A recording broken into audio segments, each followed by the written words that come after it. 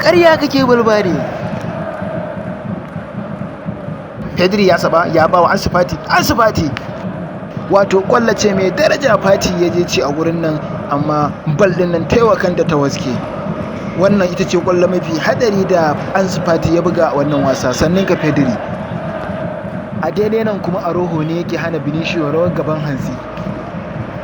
Ai wannan yaro ba karamin sa'a Barcelona ta da samun Arojo ba kwarai da gaske.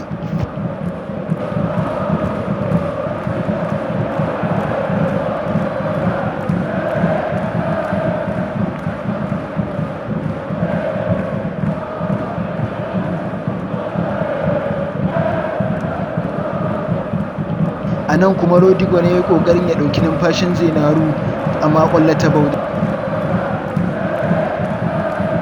Ga dai wasan nan, wato Madrid fa ta rude inda ta miƙa wa Rafinha ƙwallo yana tsaye kan da yadda ya aikata su.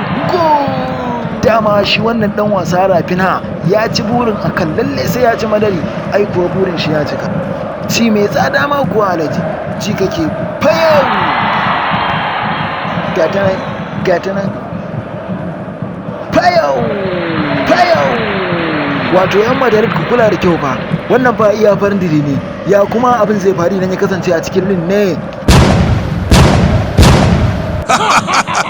Rafinha ne kuma ya nemo Lewandowski, wani ya taba. Ai dama ba wani sabon abu bane a wajen Lewandowski ya zuzzura Real Madrid kwallaye. Kesi! Ayya!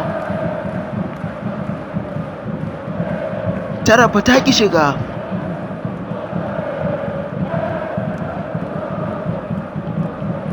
Arojo ne ya yi warakiya inda ya yi wa Rodrigo kewaye. A nan Rodrigo zai ƙara tabbatar da cewa abin nan fa ba na wasa bane ba.